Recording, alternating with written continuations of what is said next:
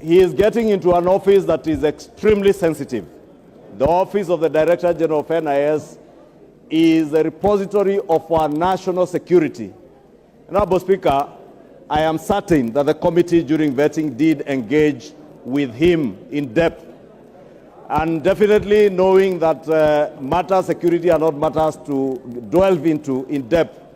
But we must tell Honorable Speaker, the Honorable Nurdin, that before we have seen incidences like those of Shakahola, incidences of rampant attacks by terrorists in Lamu, in northern Kenya, and I am glad Nurdin is from northern Kenya, and therefore he has a responsibility as he safeguards the lives and property of Kenyans, first to safeguard the lives and properties of people in northern Kenya and along the coastal belt bordering the border with Somalia. Honorable Speaker, we are all in the East African region, Greater East African region, in very unsafe regions in terms of security.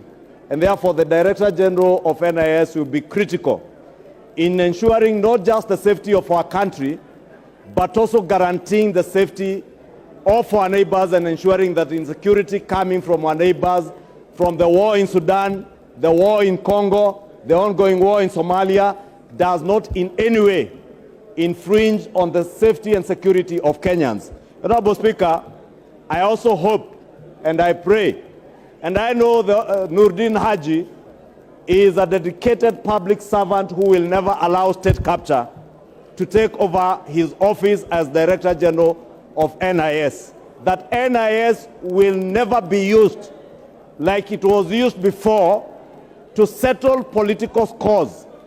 That the Honorable Junet Mohammed will feel safe, just as I will feel safe with Nurdin Haji holding the office of Director General NIS. And I want to pray and wish him well, and pray that the House will this afternoon approve Nurdin Haji as our next Director of NIS.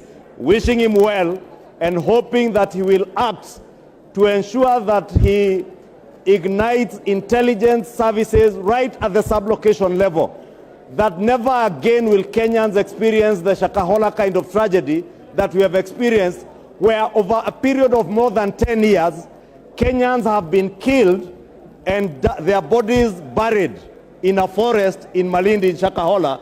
And Honorable Speaker, you must ask yourself, there are chiefs, there are intelligence officers in Malindi, in Kilifi, in Shakahola. Honorable Speaker, you remember in the last 5 years, it was said hundreds of people disappeared, and forced disappearances and extrajudicial killings.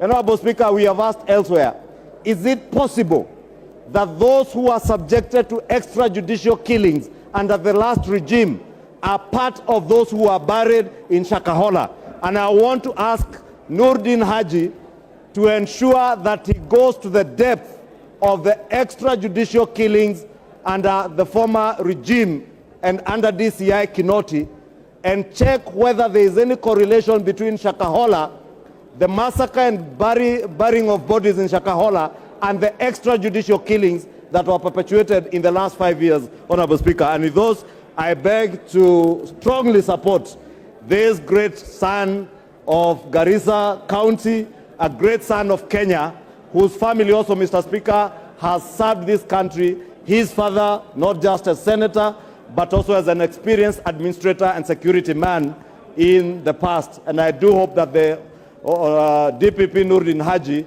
will follow in the footsteps of his late father and the footsteps of other intelligence chiefs who have secured our country, and I wish him all the best. I beg to support. Honorable Zamzam, Mombasa.